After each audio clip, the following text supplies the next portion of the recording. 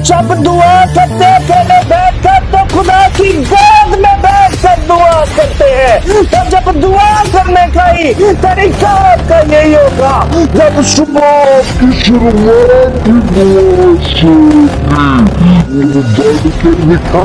मैं बने और उस आका का बने, उस रहनुमा का बने, उस मनची का बने जिसने खुद को तुम्हारे लिए कुर्बान कर दिया, खुद को आपको अपने आप को सलीब पर दे दिया, जिसने अपनी जान कुर्बान कर दी और अपने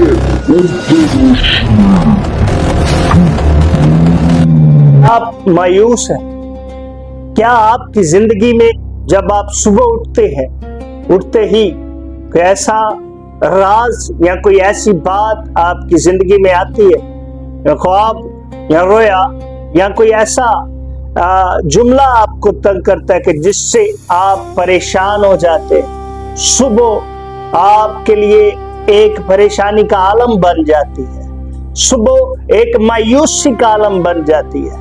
ना काम पर जाने को जी करता है, ना आपका कोई काम करने को जी करता है, ना दुआ करने को जी करता है, और ना ही आपका दिल किसी और काम में लगता है, और सिर्फ ऐसा ही होता है कि बस मायूस और मायूस रहें और थकन थकन सी मायूस आपको महसूस होती है। तो इसमें मेरे अजीजों, मेरे पास बहुत ही प्यारा खुदा के मुकद्दस पाक कलाम में से एक हिकमत से भरा और रूह से भरा और ताकत से भरा एक नुस्खा है। वो क्या है? आए मुकद्दस पाक कलाम में से सुनते हैं। खुदावंद यीशु मसीह के कादर जलाली बाबरकत अजीम पाक पवित्र सोने सुच्चे कादर और हिकमत वाले नाम में सुलेमान हकीम बूटा मसीह की तरफ से आप सबको सलाम। मेरे अजीजों, खुदावंद का कलाम हिकमत बख्शता है, खुदावंद का कलाम जिंदगी देता है।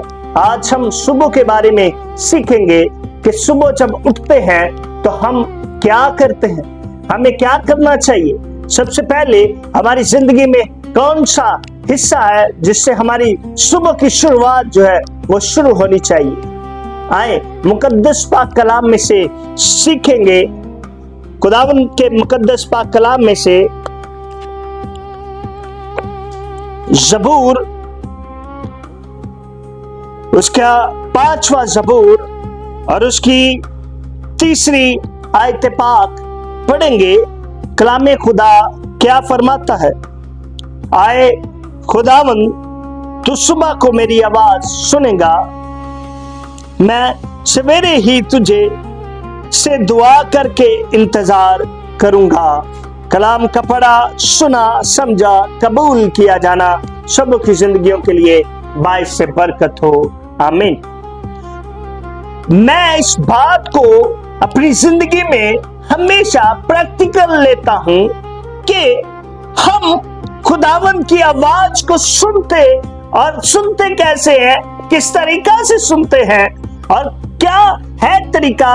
मैं अपनी जिंदगी में इस प्रैक्टिकल को करता हूं तो मुझे मालूम होता है कि जब सुबह दुआ करते हैं, खुदा के झुकते हैं और सुबह की दुआ के जरिए से हमारी जिंदगी में चेंजिंग आना शुरू हो जाती है। जब शुरुआत ही आपकी दुआ से हो, जब शुरुआत ही आपकी खुदा से हो, तो मेरे अजीजों, कलाम में खुदा में लिखा है कि उसके इंतजार की भी जो है वो घड़ी पाकी होनी चाहिए। कि किस बात का इंतजार होना चाहिए? खुदा का बंदा कहता है कि मैं सुबह को तेरी आवाज सुनूंगा, और खुदावंद मेरी आवाज सुनता है। खुदावंद मुझसे कुछ मांगने की तलब रखता है, चाहता है आज खुदा आपसे कलाम करने को। खुदा चाह रहा है आप खुदा से बोले, खुदा के साथ बात करें, ना कि खुदा आपसे बात करे। क्योंकि खुदा का बंदा बहुत ही मफीज अल्फाज बोलता है, कहता है खुदावंद तू सुबह को मेरी आवाज सुनेगा, सुबह को मेरी आवाज सुनेगा। कैसा खुशनुमा वाक़ा होगा, कैसा खुशनुमा वक्त होगा, कैसा वो दिन होगा कि जब आप खुदा से बात करेंगे, खुदा आपकी आवाज को सुनेगा। और वह सुबह की दुआ है। और जब आप दुआ करते हैं, جب آپ دعا کرتے ہیں تو میرے عزیزو دعا کرنے کے ذریعے سے آپ کے بگڑے ہوئے کام بن جاتے ہیں، مایوسیاں ختم ہو جاتی ہیں۔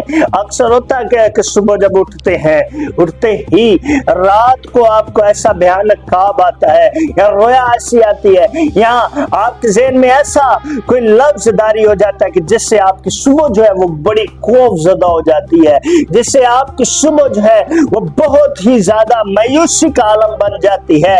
تو اس سے بچنے کے لیے، اس سے بہترین حل ڈھونڈنے کے لیے میرے پاس خداوند کا کلام ہے، اور اس میں لکھا ہے کہ میں سویرے ہی تجھ سے دعا کر کے انتظار کروں گا۔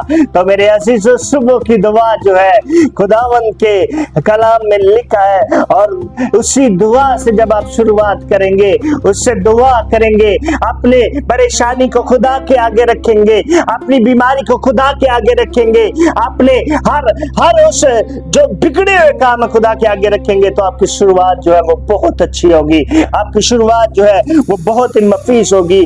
زبور کی کتاب اس کا 143واں زبور جب ہم پڑھتے ہیں اس کی 8ویں آیت، تو کلام خدا میں لکھا ہے، شفقت کو صبح کو مجھ سے اپنی شفقت کی خبر دے، کیونکہ میرا توکل تجھ پر ہے، مجھے وہ راہ بتا کہ جس پر میں چلوں، کیونکہ میں اپنے دل تیری ہی طرف لگاتا ہوں۔ اس کا مطلب یہ ہے کہ جس صبح اٹھ کر جس راہ پر آپ نے چلنا ہوتا ہے اس کی بھی خدا سیٹنگ کرتا ہے، اس کی بھی خدا بہترین آپ کے لیے حل بناتا ہے، اس کے لیے بھی خدا بہترین آپ کے لیے ایک وسیلہ بنا دیتا ہے۔ آپ جب کہتے ہیں کہ خدا میں اپنے آپ کو تیرے حوالے کرتا ہوں، میری تو راہ بن، میرا توکل تجھ پر ہے خداوند، اور تو مجھے راہ بتا کہ میں کس راہ پر چلوں، کیونکہ میں اپنے دل میں تیرے ہی طرف لگاتا ہوں، میرا دل تیری طرف ہے۔ اے خداوند جب ہم یہ کہنا شروع کر دیتے کہ میرا دل خدا دے نال ہے، تو میرے عزیزو آپ کے بگڑے کام بننا شروع ہو جائیں گے۔ آپ چھوڑ چکے ہیں دعا کرنا، آپ خدا کو بھول چکے ہیں، آپ خدا سے دور ہو چکے ہیں، آپ کا انداز بدل چکا ہے، آپ کی سوچیں بدل گئی ہیں، آپ کے حالات بدل گئے ہیں، آپ خدا سے دور ہو چکے ہیں۔ ضرورت یہ ہے کہ آپ خدا کے نزدیک آئے، آپ خدا کے قریب آئے۔ کلام خدا میں لکھا ہے خدا کے نزدیک آؤ تو وہ تمہارے نزدیک آئے گا۔ تو میرے عزیزو جب ہم خدا کے نزدیک آتے ہیں، جب ہم خدا کے حضوری میں آتے ہیں، جب ہم دعا کرتے ہیں، تو لکھا ہے کلام خدا میں کہ جب دعا کرتے اکیلے بیٹھ کر تو خدا کی گود میں بیٹھ کر دعا کرتے ہیں۔ تو جب دعا کرنے کا ہی طریقہ آپ کا یہی ہوگا، جب صبح آپ کی شروعات ہی دعا سے ہوگی تو ساری جو آپ کی دیہڑی ہے، سارا دن جو ہے وہ بہترین گزرے گا، وہ بہترین ہوگا، کیونکہ آپ کی شروعات خدا سے ہوگی، آپ کی شروعات خدا کرے گا، آپ کی دعا کو خدا سنے گا، آپ کی آواز کو خدا سنے گا، جس سے پہلے ہی صبح چڑھتے ہی آپ کی آواز کو سننے والا خدا ہے۔ تو میرے عزیزو اس میں آپ اس سے فریاد کریں اور کہیں، میرے ساتھ مل کر یہ کہیں، میں اپنی آواز بلند کر کے خداوند سے فریاد کرتا ہوں، اور میں اپنی ہی آواز سے خداوند سے منت کرتا ہوں کہ میں اس کے حضور فریاد کرتا ہوں، اور میں اپنے دکھ اس کے حضور بیان کرتا ہوں۔ اور جب مجھ میں میری جان نہ ڈال تھی تو میری راہ سے واقف تھا۔ کون واقف تھا میری راہ سے؟ خداوند واقف تھا میری راہ سے، میرا آقا واقف تھا میری راہ سے، میرا مالک واقف تھا میری راہ سے، میرا منجی واقف تھا میری راہ سے۔ آئے میرے عزیزو اس بات کو اپنی زندگی میں لیں اور جانے اور پہچانے کہ خدا آپ سے بات کرنا چاہتا ہے، خدا آپ کے سننا چاہتا ہے، آپ آپ نہیں بلکہ خدا آپ کی سننا چاہتا ہے. آپ سنتے ہیں, کلام بھی سنتے ہیں, گیت سنتے ہیں, روزے رکھتے ہیں, دعائیں کرتے ہیں, کبھی بھی آپ نے خدا کو یہ نہیں کہا خدا میں نے آپ کے لیے کیا, یہ میں آپ کے لیے کر رہا ہوں, میں آپ کے لیے کر رہا ہوں. نہیں, آپ کہتے ہیں جی آپ کی شروعات جو ہے دعا کی صبح کی وہ کیسے ہوتی ہے. آپ جب دعا کرتے ہیں اکثر ایسے ہوتا ہے کہ جب دعا کرتے ہیں تو سب سے پہلے کہتے ہیں خداوند تیری شکر گزاری کرتا ہوں کہ اس بات کے لیے کہ تو نے آج کی صبح دی. یہ ہوتا ہے. اس کے بعد آپ کرتے کیا ہے, آپ کہتے ہیں جی خداوند مجھے مالک تو فلاں کام دے دے, فلاں کام دے دے, فلاں راہ دے دے, فلاں دے, فلاں دے, فلاں دے. اپنی جو ڈیمانڈیں ہیں, اپنی جو خواہشیں ہیں وہ خدا کے آگے رکھنا شروع کر دیتے ہیں. لیکن لکھا ہے کلام خدا میں, کیا آپ کو یاد نہیں کلام کیا کہتا ہے؟ کلام کہتا ہے وہ تو اپنے محبوب کو تو نیند ہی میں دے دیتا ہے. وہ پھر ڈیمانڈیں رکھنے کی کیا ضرورت ہے, آپ اپنی خواہشیں رکھنے کی کیا ضرورت ہے؟ وہ تو جانتا ہے. لیکن محبوب کو تو نیند ہی میں دے دیتا ہے. محبوب بن کے آئے, محبوب بن کے دکھائے, محبوب بنے اور اس آقا کا بنے, اس رہنما کا بنے, اس منجی کا بنے جس نے خود کو تمہارے لیے قربان کر دیا, خود کو آپ کو اپنے آپ کو صلیب پر دے دیا, جس نے اپنی جان قربان کر دی اور اپنے اوپر اس نے تمام جتنے بھی گناہ تھے, جتنی بدیاں تھی, سب اپنے اوپر لے کر وہ صلیب پر چڑھ گیا. اور میرے عزیزو جب وہ صلیب پر چڑھا تو اس نے یہ نہیں کہا کہ باپ میں سب کے گناہ لے کر چڑھ گیا ہوں, اب تو ایسا کر کہ مجھے معاف کر دے. نہیں, اس نے کہا باپ ان کو معاف کر کیونکہ یہ نہیں جانتے کہ کیا کرتے ہیں. پھر بھی آپ کے لیے دعا کر, گناہ اٹھا کر, دکھ اٹھا کر بھی دعا کر. تو میرے عزیزو اس کے محبوب بن جائے, اس کے پکے سچے محبوب بن جائے, اس سے رشتہ رکھنے والے بن جائے, جڑنے والے بن جائے. جب آپ جڑ جاتے ہیں, جب آپ اس کے ساتھ مل جاتے ہیں, جب اس کے ہو جاتے ہیں تو لکھا وہ اپنے محبوب کو تو نیند ہی میں دے دیتا ہے. جب محبوب نیند میں ہوتا ہے, جب محبوب سویا ہوتا ہے, نہ اسے بری خواب آتی ہے, نہ وہ مایوس ہوتا ہے, نہ وہ پریشان ہوتا ہے. جب صبح اٹھتا ہے تو کام کی وہ فکر نہیں کرتا, کام اس کی فکر کرنا شروع کر دیتا ہے. یہی کلام کہتا ہے, یہی کلام سچاتا ہے اور یہی کلام خدا میں سے ہے. اور کل کی فکر نہ کر, کل اپنی فکر آپ کرے گا کہ میں نے کیا کرنا. میرے عزیزو اپنی زندگی کو بدلیں, میرے عزیزو اپنے حالاتوں کو بدلیں. یہ شروعات کریں, جب صبح ہوتی ہے تو دعا کریں, نہ ڈیمانڈیں رکھیں, یہی کریں خداوند میری دعا کا سن, خداوند میری آواز کو سونا کا, میں تجھ سے دعا کروں گا اور میں دعا کر کے انتظار کروں گا, تو میری سنے گا اور میں انتظار کروں گا. اور یہ آپ کا عقیدہ ہونا چاہیے, یہ آپ کا توقع ہونا چاہیے کہ آپ کا خدا آپ کے مانگنے سے پہلے جانتا ہے کہ آپ کن کن چیزوں کے محتاج ہو. متی کی انجیل میں لکھا ہے یسوع مسیح میرے آقائے منجی کائنات بادشاہ, بادشاہوں کے بادشاہ, ابراہیم, اسحاق اور یعقوب کا خدا یہی کہتا ہے میں تیرے مانگنے سے پہلے جانتا ہوں کہ تو کن کن چیزوں کا محتاج ہے. وہ جانتا ہے, وہ دل اور گردوں کو جانچنے والا خدا ہے.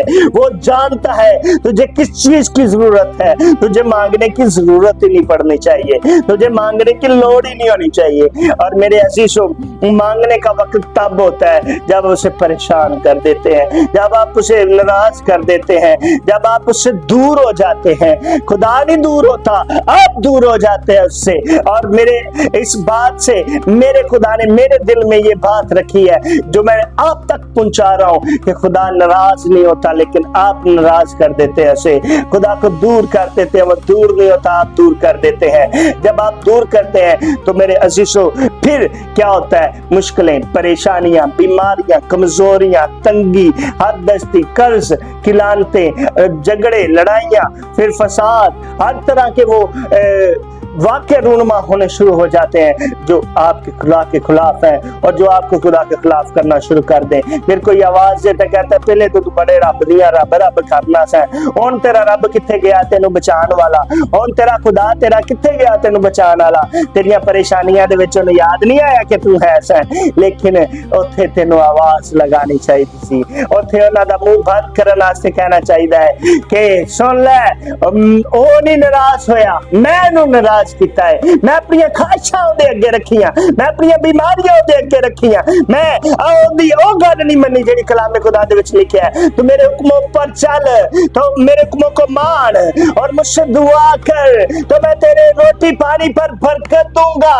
جب حکموں کو چلتے نہیں ہیں, دعا نہیں اس کے ضرور کرتے, تو پھر کیوں روٹی پانی تے برکت آنی ہے؟ پھر تو پریشانیاں بیماریاں کمزوریاں ہی آنیاں نہیں. اس نے خدا کو ناراض کر دیا. یہ مت کہیں کہ ایوب کا غم جو ہے اس کے بارے میں, ایوب کے غم کے بارے میں سوچیں. ایوب پر جو جتنی آفتیں آئیں, جو مصیبتیں آئیں, پریشانیاں آئیں, کیا اس نے خدا کو برا بالا کہا؟ کیا اس نے خدا کے خلاف کچھ ایسی بات کہی؟ نہیں یار, کس نہیں. میرے عزیزو, ایوب نے خدا سے دعا ہی کی ہے, ایوب نے خدا سے فریاد ہی کی ہے, ایوب نے خدا سے تمنا ہی کی ہے. اس نے مانگا ہی ہے, دعا ہی کی ہے. اس نے یہ کہا ہے کچھ نہیں ہوتا, اس نے کہا ہے تو نے دیا, تو نے لیا, تیرا نام مبارک ہے. خدا کو مبارک ہی کہتا رہے. اور اس کے بہن بھائی اور اس کی بیوی جب اس کے پاس آتے تھے تو کہتے تھے کہ خدا پر غصہ ہو, خدا پر تو بات کر, اس سے کہہ. اس نے کہا کیا یہ ضروری ہے کہ انسان دکھ نہ پائے بلکہ خوشی پائے؟ دکھ بھی اس کی زندگی میں آنا ضرور ہے, دکھ بھی اس کی زندگی میں ہونے ضروری ہے. یہ نہیں کہ اس کی زندگی سکھوں سے بھری رہے, دکھوں سے بھی ہونی چاہیے. یہ اگر دکھ نہ ہوتے تو میرے عزیزو منچی آقا صلیب نہ اٹھاتے, یسوع مسیح صلیب پر نہ جاتے, یسوع صلیب کو وہ موت گوارا نہ کرتے, وہ اپنے منہ پر چانٹے نہ کھاتے, وہ اپنے سر پر کانٹوں کا تاج نہ لیتے, وہ اپنی پیٹھ پر کوڑے نہ مرواتے. اور کیوں؟ کیونکہ دکھ نہیں لینا تھا. وہ تو آقا تھا, وہ رہنما تھا, وہ خود مالک کائنات تھا, سب کچھ کرنے کی قدرت رکھتا تھا. پھر کیوں ایسا کیا؟ اس سے دکھ سہ کر ہی بتانا تھا کہ جسے وہ بیٹا بناتا ہے اسے کوڑے لگواتا ہے, اور جسے وہ محبت کرتا ہے اسے وہ کانٹوں کا تاج بھی پہناتا ہے. میرے عزیزو, جس کو وہ زیادہ عزیز رکھتا ہے اس کے ساتھ آزمائش آتی ہے, دکھ آتے ہیں, پریشانی آتی ہے. آپ صبح کی دعا جو ہے وہ جاری رکھیں, آپ صبح کی دعا اپنی زندگی میں جاری رکھیں اور صبح کی دعا کریں, خدا سے فریاد کریں تو خدا آپ کی فریاد کو سنے گا. گنتی کی کتاب میں لکھا ہے کہ اسی گنتی کی کتاب میں صبح کی دعا کے بارے میں برکات ہے, اور جب اس آپ برکات سے اپنی زندگی میں یہ شروعات کریں گے انہی برکات سے. گنتی 6 باب کی 6 باب اور اس کی 24ویں آیت 25ویں اور 26ویں آیت پڑھیں گے. کلام خدا یوں فرماتا ہے, خداوند تجھ پر تجھے برکت دے اور تجھے محفوظ رکھے. خداوند اپنا چہرہ تجھ پر جلوہ گر فرمائے اور تجھ پر مہربان رہے. خداوند اپنا چہرہ تیری طرف متوجہ کرے اور تجھے سلامتی بخشے.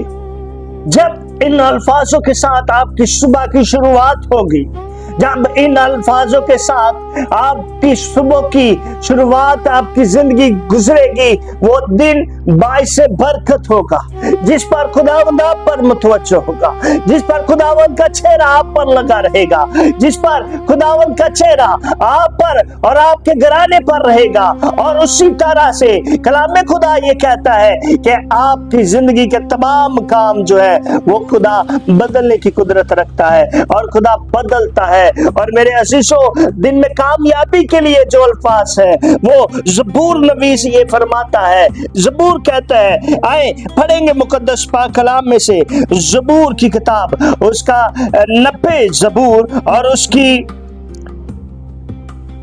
14ویں آیت پاک میں سے پڑھیں گے. خدا کا کلام کیا کہتا ہے؟ صبح کو اپنی شفقت سے ہم کو آسودہ کر تاکہ ہم عمر بھر خوش اور خرم ہے.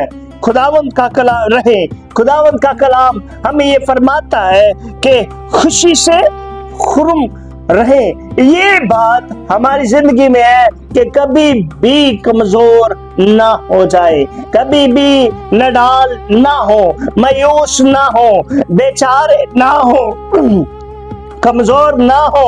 आपकी जिंदगी में हर तरह की वो बातें, आपकी जिंदगी में हर तरह की वो सोचें जो आपको मायूस कर देती हैं, वो नहीं होनी चाहिए। मेरे अजीजों, आए मेरे साथ एक मुख्तसर सी दुआ करेंगे और इसी दुआ को हर रोज सुबह मेरे साथ पढ़िएगा और यकीनन आप इस दुआ से बरकत हासिल करेंगे। आपका घराना, आपके अजीज, आपके घराने के तमाम जितने भी मायूस लोग हैं, जब इस दुआ को सुनेंगे तो यकीनन बदल जाएंगे। मेरे साथ अपनी आंखों को बंद कीजिएगा और दुआ कीजिएगा और कहिएगा, ऐ कादर मुतलिक खुदा, मैं इस नई सुबह और नई जिंदगी के लिए तेरा शुक्र अदा करता हूँ। तेरे फजल और तेरी रहम और मेरी जिंदगी में हर सुबह और हर नई दिन में तेरा शुक्र अदा करता हूँ। मेरे कदमों को रहनुमाई बख्श और मुझे गुनाह से बचा, मुझे हर उस बुरी बात से बचा जो तुझे पसंद नहीं है। आका, अपना पाक रूह मेरे लिए ममूर कर दे और मुझ पर रहम से मेरे खुदावंद खुदा अपने हाथ को रख। मेरे खानदान को और मेरे कामों को और मेरी फसल को तेरी बरकत की जरूरत है, उन्हें बरकत दे। ऐ यीशु नासरी, हम तेरे कलाम को हमेशा अपनी जिंदगी में रखना चाहते हैं और इस सुबह को एक अच्छी सुबह बनाकर, एक नई शुरुआत बनाकर तेरे हुजूर लाते हैं। तेरे बेटे अपने मनोजी आका खुदावंद यीशु मसीह के नाम से मांगते हैं, आमीन। खुदावंद आपको बरकत दे, आमीन।